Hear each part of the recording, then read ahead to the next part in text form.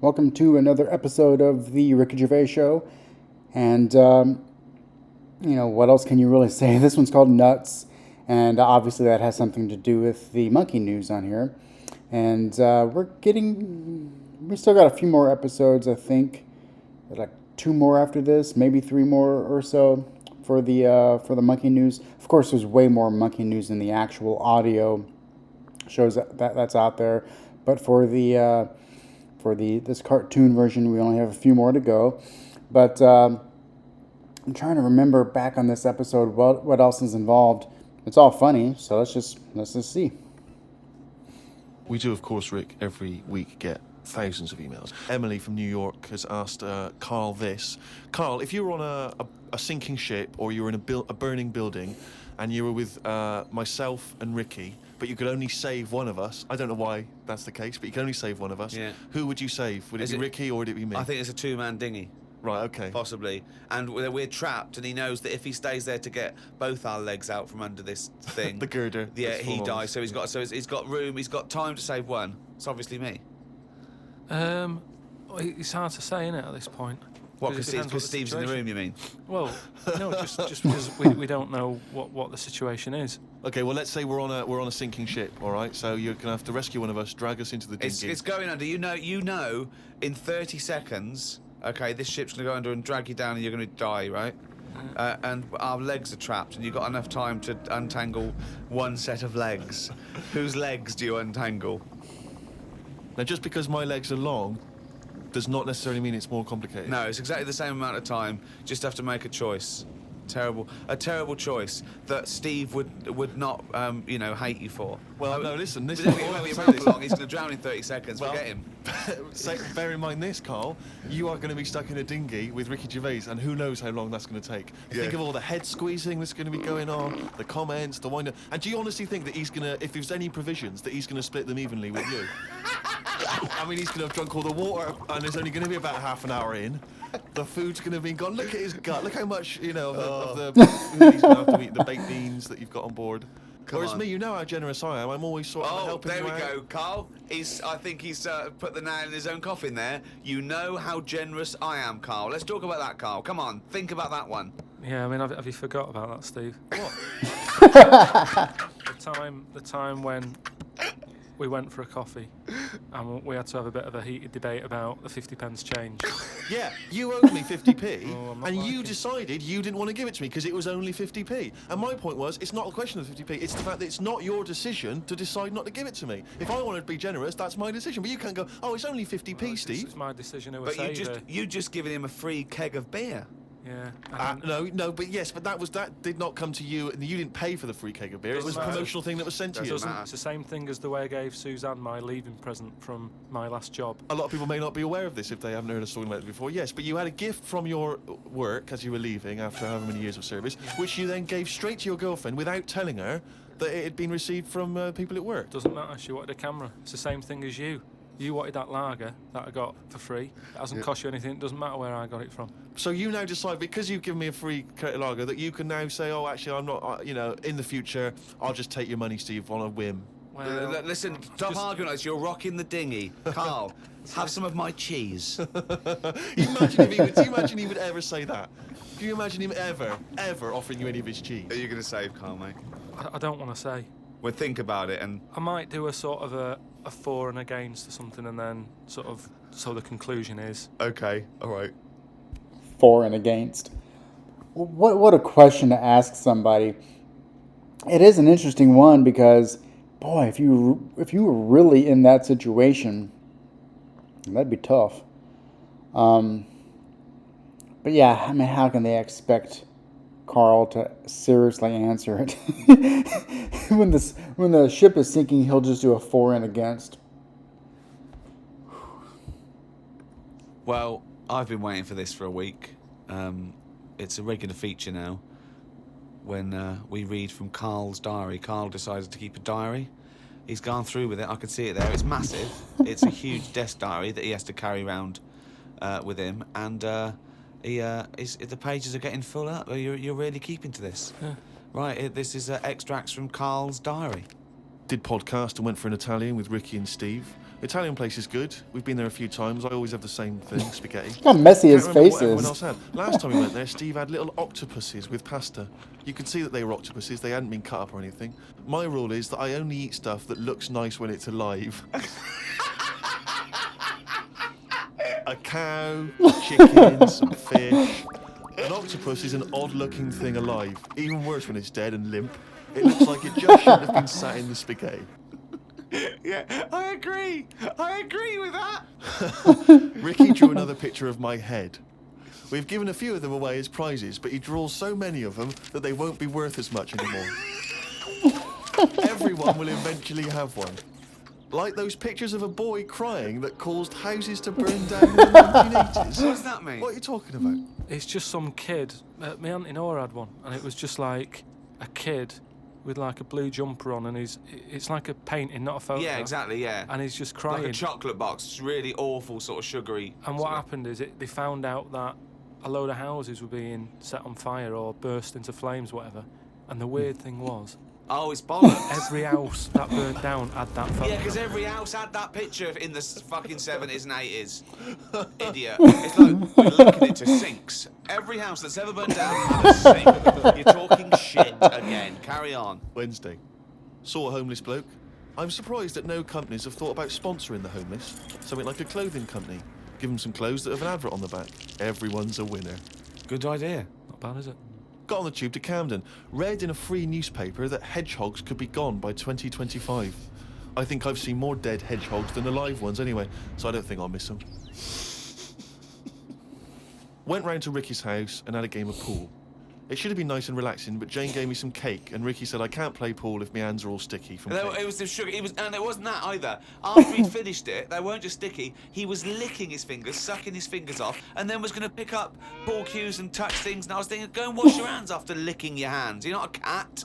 This turned into an argument when I said I didn't want to wash my hands. Why didn't he? He goes for a piss all the time without washing his hands and then squeezes my head. I know I'd prefer to have lemon cake crumbs on my head than knob juice. Was going to do a crossword, but I'm tired and have learnt enough today. What have you learned? Well, the stuff about hedgehogs and that. Oh, God. Was on my way to my mates and I got on a train. Got close to a station but realised I needed a wee. Was about to go in a cubicle when a blind man with a dog who was bumbling his way through the walkway came around. I said, "Are you after the toilet?" He said, "Yeah." I said, "It's on your right." I shouldn't have let him go first as he took ages and it would be my stop soon. The dog waited outside the cubicle. I was going to stroke it, but then I remembered someone telling me that you shouldn't. Don't know Why why that not? is. Because something to do with the owner should be the only one who sort of deals with that dog, and you shouldn't. Well, you shouldn't stroke it because you'll cover it in fucking lemon cake. No, but just because if you stroke it and that, it might like me and want to go off with me, and he'll come out and be lost and stuff. Yeah. The homeless wearing clothes. I mean, that's a great idea at first, but I mean, when you really think about it, people seeing it's going to take it one way. People wearing them. I mean, how long can that clothing go before it just gets dirtied or stolen or something like that? And there's logically why it would work, and then there is all the other reasons why it just cannot work. But still a good idea. I love the lemon cake segment. I still do not know what Karl means by knob juice. Does he? I don't know. I don't want to speculate too much, but if you have an idea of what, I mean, it can only be a couple of things, really. But if you have an idea of what knob juice is, let me know. But yeah, I just love how they show Karl writing the diary, like he carries that everywhere he goes and just pops it out and writes in it anytime he wants. I wonder if he actually does that, or if he just gets home at the end of the day and starts writing and stuff. I don't know. Some of the things that he writes in there is almost some things you'd almost forget about, but I guess if not much else is going on, then maybe you will remember those insignificant things. But, yeah, the diary is always classic. A few people have sent this in, including Paul, the party animal Parker. For some reason, we've just assumed he's in school. I don't think there's any actual proof of that. But do you think... I reckon he left in June, and he's doing sort of bits and pieces, but he's still not a party animal. Do you think he can hold down a job? Is he just partying so hard that... He can hold down a job. He often arrives late. Sure. And the boss, who's in an overall, go, Parker, you're late again. He goes, yeah, talks in the hand. Yeah. I think that he's the sort of guy that he'll just happily say, listen, I survive on 4 hours sleep. Yeah. Sometimes I go to work, I've not slept at all. But I think he comes in with his headphones blaring, right, on a skateboard, and the bloke goes up to him, the old bloke, right, the old fuddy-duddy bloke, goes, you stupid idiot, you can't work there. He goes, chill out, man, and in 2 minutes, he's got him dancing. Oh, I know what he's like. Yeah, he is just like, you just can't resist it, because he's just a fun guy. Yeah. Anyway, Paul and a few other people have sent in this piece of information they've discovered from one of the more respected news networks. The headline is this: female kidney turns lumberjack onto housework. Right. Now, a Croatian lumberjack apparently has claimed that he started enjoying housework and knitting after he was given a female kidney. He claims he's going to sue his local health authority because he says he's become a laughingstock. He used to enjoy heavy drinking sessions and things. The kidney transplant saved his life, but they never warned me about the side effects. I've developed a strange passion for female jobs, like ironing, sewing, washing dishes, sorting clothes in wardrobes, and even knitting. Well, if he likes it, what's the problem? It's nonsense. It's nonsense. Hold on, though. What makes me laugh is he's become a laughingstock. So what do you do when you become a laughingstock? Tell the newspapers. Well, yeah. Tell the newspapers about it, because go on X. Keep it completely under wraps. Make That a is TikTok Sort video. of medical nonsense that Karl would normally come out with. Absolutely. You take on the personality of the person who gave you their blood. Exactly. It's like those old horror stories, you get given a murderer's hand. Yeah. You go around killing. But there can be certain medical things that would change the way you think and would change you as a person. Say like how they can do face transplants now. Yeah. Right? I mean, I don't quite understand how this face transplants work, because do you get a choice of who you have? If you have something done to your face and you go, it's burnt or whatever, or something happens to you and you need a face transplant. Well, if you totally changed your appearance, then you would eventually change because of how people reacted to you. Yeah, but if you gave yourself the head of an elephant, soon you wouldn't be yourself But because I wouldn't have it. I wouldn't have that. That's what I'm saying. If they had a catalogue and they said, here's some faces you can have, pick which one you want. Yeah. Would you be looked upon badly if you go, do you know what? I don't really like the look of any of them. Can I just wait for a better face? Or at this moment in time, have you just got to take what's on offer? Carl, there's no one looking through catalogues at faces they might be able to have. No, they do now because of the face transplant thing. But who are these people putting their face up for? They wait till someone... Yeah, I know, but at some point... Well, I tell you what, I would not have a face transplant if I haven't seen the face before I'm going to have it. You had to... I want to see what I'm having. Because I could end up with anything. You mentioned elephant's head. What, do you know what I mean? Whose head are they going to use? Is it the latest thing that's died? Oh, well, this got run over before. Yeah, I'll stick this on your head. Where is this come from? Where Lost his mind. Where are these faces queuing up to be popped on a skull? Where do you think they have got time to put all these... Maybe this is why it won't catch on. I don't know. This is extraordinary. You've created in your own head the existence of this pamphlet, and now you're defending it, even though we don't know it even exists. And you're this skull on a hospital bed going, I'm not having that. I don't like the look of him. He looks a bit shifty. Oh, I don't like that. Oh, no. Can I ask this now? Let's say we'd passed away sadly in something terribly tragic. The nation's mourned. It's terrible. It's like one of the great national disasters. But you, at the same time, you survived the accident, okay, but your face is hideously disfigured. You can take either Ricky's face or mine to have. I'm surprised you're asking this, though, Steve. I mean, it's just, it doesn't seem like any of them is like a great option. Oh, thanks. And this is what I'm saying about the catalogue. If those two were on offer, I might go, do you know what? Pop in again tomorrow. Bring in another booklet.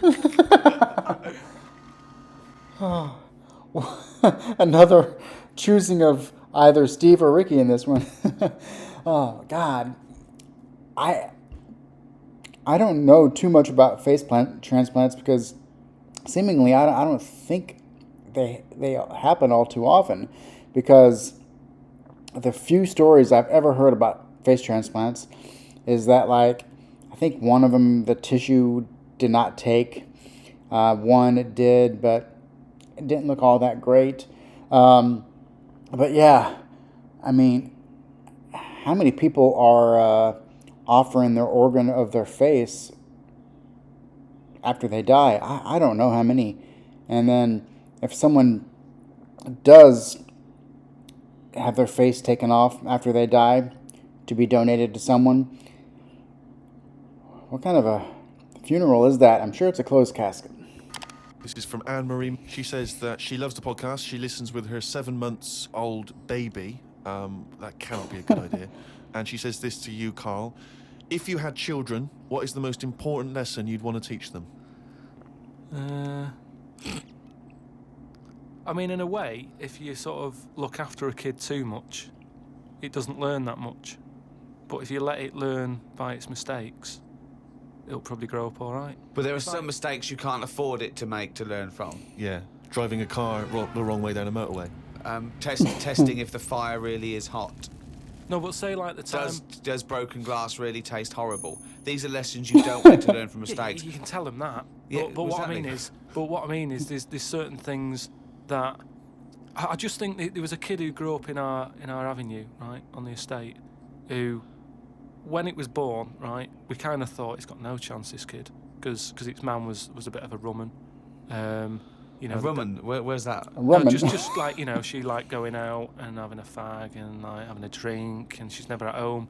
It's the one who had the horse in the house. Sure. Right, which I don't want to go over. Sure. It's old news. It's out there, isn't it, if you want to find out about the horse in the house. But she had a kid, and everyone was pretty surprised when they saw it, because it was a good-looking kid. Yeah. She was surprised because, like, you know, the man wasn't that good-looking, the dad was a bit rough. But it came out, and she was showing it around the avenue, going, look at this I've had. And she was chuffed with it, because it's probably like one of the newest things she's ever had, because everything else was always sort of second down and what have you. But suddenly she's got this brand new little baby, right? Anyway, as it grew up, right, those looks went. Right. And I'm not talking getting old, I'm talking by the age of about 3. It looked rough already, right? Rough. And all that just happened because that's the life it was in, right? Yeah. So like it had like a patchy head. What? It had a patchy head. A patchy head. It's just sort of. It wasn't a North American Indian. What do you mean, a patchy head? Just his hair was patchy. He used to chase sort of cars and stuff. It's cars. Sorry. What do you mean? That's what he did for his. Sorry, did she let it get raised by wolves? No. But all I'm saying is that at the end of the day, what is it that makes a person? Do you know what I mean? Now, I don't know what state he's in now, but maybe he learned all his mistakes by the age of 4. I'm guessing he's not chasing cars now, but at least he's done it. I'm guessing he is. Yeah. Do you know what I mean? At least he can go, yeah, I've been there, done that, and you don't go back to it. And you can get away with doing dafter things when you're a kid, can't you? I nearly killed a man once, right? Okay, right. So that time when I was in Wales, and I was having a walk with my dad on the cliffs and that, I just picked up a big rock, right? Chucked it off the edge, and as I chucked it off the edge, I noticed a fella was walking down below. Jeez. And I missed his head by like inches. Now, I've never chucked a rock off a bridge or like off a cliff or anything. And it only took one man to almost lose his life for you to learn that lesson. Yeah, but that's how you learn your lessons, Yeah. isn't it? See, a lot of people would have said that maybe your dad should have said, "Hey, Karl, what are you doing?" No, but he didn't know I was doing it. I didn't say I'm going to chuck this off here. I just picked it up and chucked it. And like, as I let go of it, I noticed a fella was down there. You live and you learn. That's a little mantra. You live and you learn. You live and you learn. So the woman who's had the kid, sort of look after it, feed it, make sure it's got shoes and that, but let it roam about. Great. There's the advice for you, Anne-Marie. I love that. Good luck. Just let your 7-month-old baby roam about. Crazy enough, the saying Karl uses that they were kind of a bit of a rumman. I'm not exact. I need to look that up, but I've never heard that really used before. And obviously, Ricky was just kind of joking around with him. But I happened to watch a video on YouTube today. I think it was just a movie review or something, and they used that term. So either that's a term, maybe more in the north of England, perhaps, or this person just saw this and decided to use a Karlism. I don't know, but nice little coincidence there. And boy, what Karl's talking about is so true. It's one of those things that I bet a lot of people understand it, but seemingly nothing will or could be done about it unless there's a major shakeup in the way people live their daily lives. But you always hear about, back when I was younger or whatnot, there would be kids all over the place. And Karl even says in a different episode how streets were safer because more people were out and about. But yeah, I mean, when I was a kid, one of the rules, of course your memory is so fogged up, but seemingly one of the rules that I always had to live by was, if I'm not coming home and doing homework, which I never did homework at home. I finished homework in school or on the bus. But it was pretty much you stay out, you come in for dinner, and then you go back out again until the streetlights come on. that was kind of the thing. But definitely a lot has to do with how people, when they get into adulthood, how they act, how much they want to go out and take chances in the world. And if they live a sheltered life with a helicopter parenting style, then when they're old, and the chances of them, taking chances and trying for harder jobs, or I hate the terms of coming out of their shell or getting out of the comfort zone. I really hate those terms, but trying to just explore life and get out there and see the world has to dwindle big time, because they're probably just waiting for their parents to do something to make them do it. So yeah, that deserves an entire topic, that last segment there. But I do love how he says those looks went, and he says, oh, by the time he was like 3 or whatever. God, obviously that kid was real. I wonder where he is now. Interesting. Karl, a lot of people are absolutely fascinated to find out how you met Suzanne, your girlfriend of how long? Ages. Yeah. Ages. And they can't comprehend how, well, I suppose that there's any woman out there. Well, there's someone for everyone, isn't there? Yeah. That's always my thing. And it's reassuring, I think. We've chatted about the face transplants and that. There's a face for everyone. It's philosophy, isn't it? Yeah. I mean, it's really unbelievable. No, there is someone for everyone, no matter what condition you're in or whatever. Yeah. Because I read on the email, someone emailed in an old Chinese proverb. It's something about everything, no matter what it is, has got one talent. And that's the same way in a relationship, innit? That everyone, there's always someone out there and that. I like the Chinese. There's another Chinese proverb that I learned on an email. Go on. He who cuts the wood up warms himself twice. Yeah, that's good. That's good. Yeah. And then someone sent in that one about too many Chinese cooks spoil the broth. Why that's I don't know who slipped the word Chinese in there, but I heard it was too many cooks. Well, it was just all sort of Chinese proverbs and that. One of my favourite on the same subject is a camel is a horse designed by committee. What do you mean? Well, it's having a go at the camel, and it shouldn't. But it's just it's just a metaphor.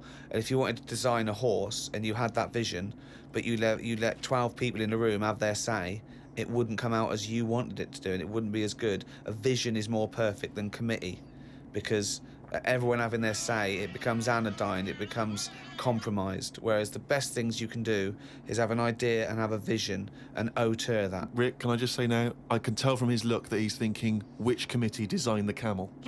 Well, I'd say, why would you request the ump bit? Because because that's just going to get in the way, isn't it?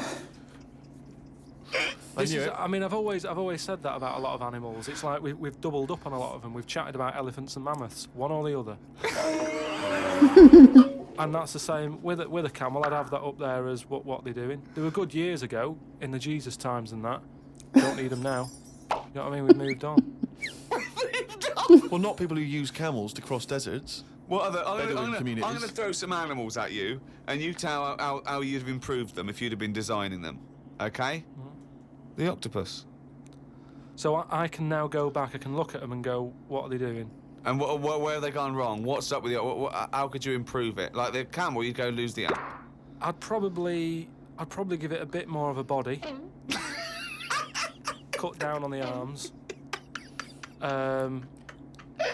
And give it some bones, because I don't understand all this getting in a jar is good.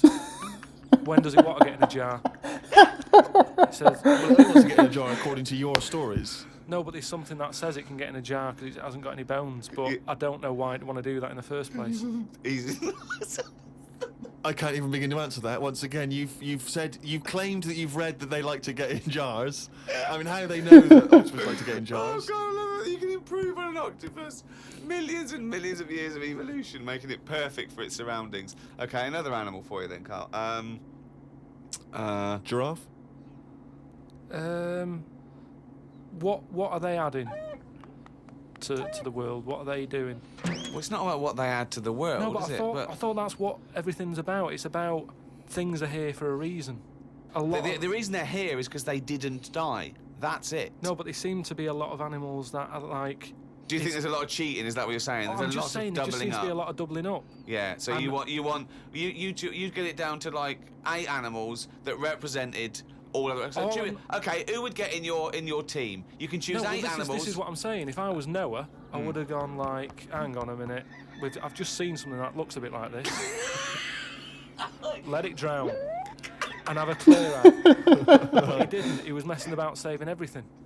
He was instructed by God to save everything, to be fair to him. Yeah, but if he's been given that job, for me, he's sort of manager of that job. With management. So you believe With Noah as well? management. You believe Noah happened as well, and he built a boat big enough to catch 2 of every species. You actually believe that as fact, do you? Well, it's out there in book form. Brilliant. We haven't answered the question that we started with. How did you meet Suzanne? Just at work. Thanks. Oh, that was like 5 minutes. And you still haven't answered the original question. I like to have the Karl dating app where people are matched by the talent that they have. I don't know how that could be really possible unless there was like a list of 20 or 30 talents and choose which talent of those is the one that you're best at or something like that. And I don't even know what talent I have. I'm like, I don't know. I would have to think about that really. If I had to pinpoint one specific talent and what exactly is a talent. And anyway, what's your talent? Let me know below. Oh, chimpanzee, that monkey! You! There was this airline, and it's having a lot of problems, and a lot What, of pilot's too tall? Yeah, the cabin was so tiny. Only bananas were allowed in the cockpit for fuel. Anyway, there was a lot of strikes going on, right? Sure. Because I don't know what it was about. It was over money or whatever. Yes. And Well, get someone that doesn't need money. yeah, but Well, what else could you pay something on, Well, Rick? I mean, peanuts. Peanuts or fruit. Yeah. so anyway, the boss of the airline, he had like one pilot who he could trust, right? And that was his son. Right. But the problem is with a lot of these planes, you need 2 pilots. Of course you do. And he's like, if only I had 2 sons, but he didn't. There's no point harping on about it. Right? Sure. He runs an airline. Who runs an airline? Yeah. But how many pilots are there? Because there must be loads. No, there's loads, but the problem is a lot of them are going on strike. Ah. And each week you can see that we're struggling here. But how can they Yeah. just close it down? No Anyway, way, you can't do that, no, Rick. I can't. Of course you It's can't. costing do him a that. fortune if he closes it down. Yeah, but what one plane's not going to make a difference in an airline, is it? No, it's all the It's all the planes. planes, mate. So the son, He's flying the planes and that. He's getting worried for his dad because of his business. It's falling Sure. apart. He's like, anyway, listen. Well, one plane won't make any difference. Don't worry about it. We've found someone who you can work with. He said he's staying over near the sort of quarantine area where all the animals are kept and stuff. Okay. They won't be looking in there. They won't bother. No. So he's like, all right. But there's no animal that could be a co-pilot, that's why. I'll see you. He'll meet up with you in the cockpit. He'll meet up in the cockpit, yeah, sure. So anyway, he gets in there. He meets them. At first, a little bit of a shock who he's going to be working with, but Why? he's thinking, as long as I can keep my dad's business alive, I can Not with keep a one job. plane. Everyone's happy. Then one day, what happens is a little bit of a problem. Oh, dear. Well, what happened is one woman who was on the plane got a bit peckish, Right. and said to the air hostess woman, said, "I'm a little bit peckish. Have you got any sort of nibbles and that?" She went, "No, I've got a sandwich." She said, "I don't really want a sandwich. You want something, like the usual stuff that planes give out, just like a bag of nuts or something." What, are they not giving those out yet? So no, they don't give it for some reason. She was like, "Look, we've stopped giving out the nuts. We'll get you a sandwich." And the woman's like, "I don't want a sandwich. I just want some nuts." Do you know what I mean? A sandwich is quite a big meal and what have you. I just want some nibbles, some nuts. Well, that's not available. So I Done. End of story. So she said, "Well, you're saying there aren't any nuts." She said, "But earlier I saw you put a tray outside the cockpit, right? It had a sandwich on it, 2 Cokes and 2 bags of nuts." She said, "So you're saying there aren't any, but the pilot's getting Well, them." aren't they now? That was the last 2 packets. Done. No. So Let's go home. well, I'll go and have a word with the pilot myself because you only put them out there a few minutes ago. You can't have You eaten can't. yet. I want You some. you I'm cannot going go- over. no, no. I know this is it. This Yeah. is. She was saying you cannot go over. She's going. No. Listen, Yeah. I'm going to go over because No, I feel no, like you I'm being can't. lied to. No, you can't. So she goes. Starts, No, there's and no the way. pilot can hear all Get this in anyway. chat about the nuts and what have you. And he's thinking, what's going on up there? Yeah. He opens the door. Yeah. Right? She gets a glance in. The monkey sat there with headphones. Fucking bollocks. Fucking bollocks.